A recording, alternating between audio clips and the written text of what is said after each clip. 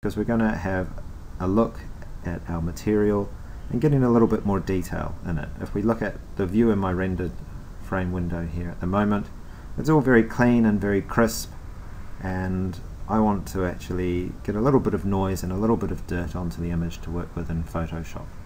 So I'm going to close down my window here and also my render setup window, and I'm going to open up my material editor again.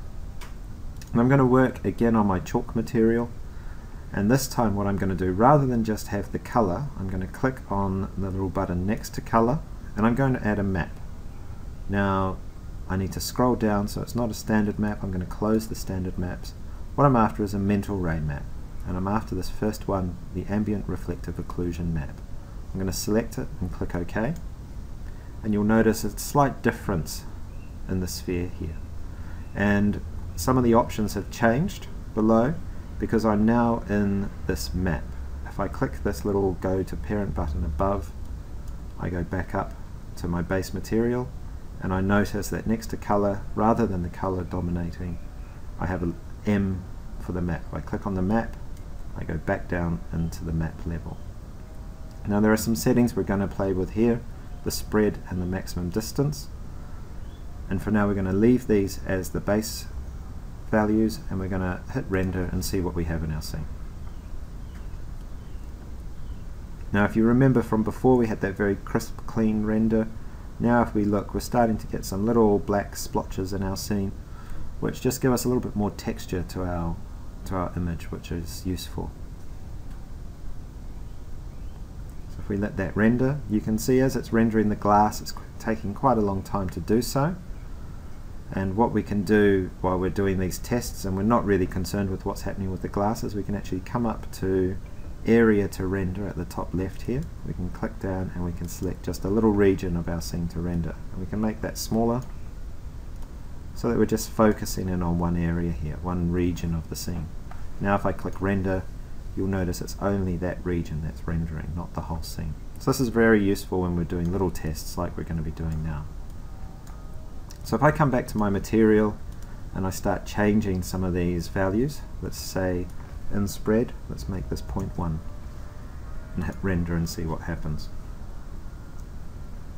And we'll see I have a much less spread of the noise. So I'm going to put this back up to 0.75 and have a look what happens if I change maximum distance. Now changing the maximum distance, we see that there's a very small kind of spread, and in fact it's almost negligible in our scene at the moment. So I might need to increase this value by quite some number, and I start to see the noise and the dirt kind of coming in again where this joint is. So I might just increase that a bit more again and hit render and start to get something that I'm happy with in my scene. And you can see it's very fast, just rendering as one region at a time. I'm not waiting for the whole image, and each time I change a value, I do a fast render, and I can work towards something that I'm very happy with. When I feel like I'm quite happy with what's happening, I might come back to region and select view again.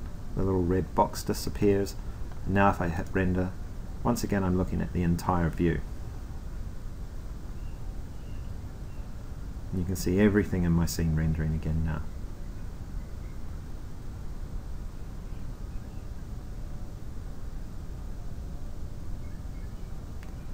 Now what I'm noticing as this is rendering is I'm seeing that my site doesn't look particularly smooth. It's very angular from the Revit file.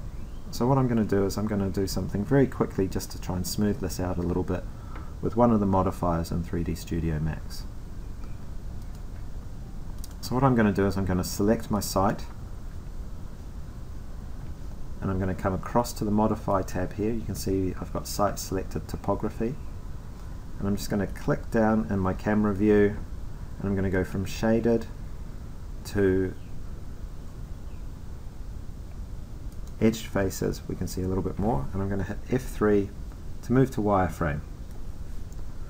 So you can see my topography here hasn't got many faces to it.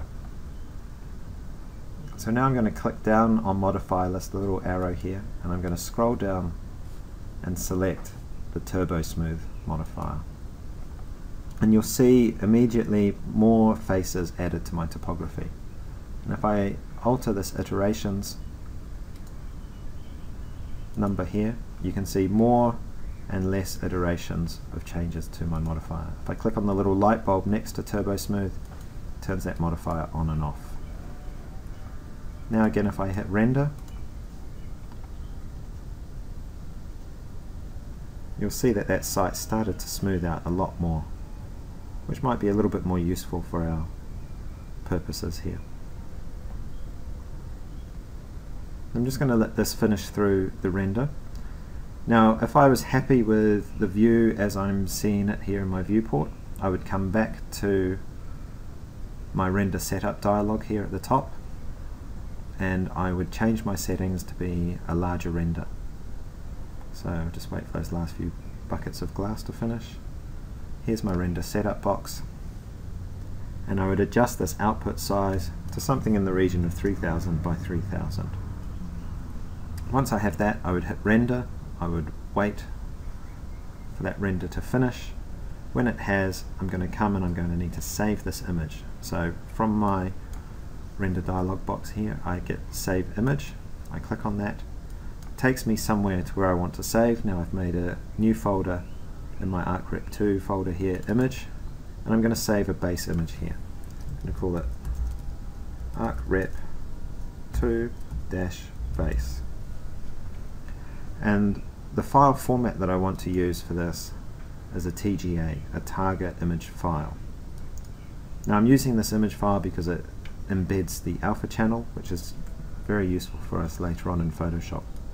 I'm going to hit save, and I'm going to use the defaults, a 32-bit image with alpha split unchecked, and go OK.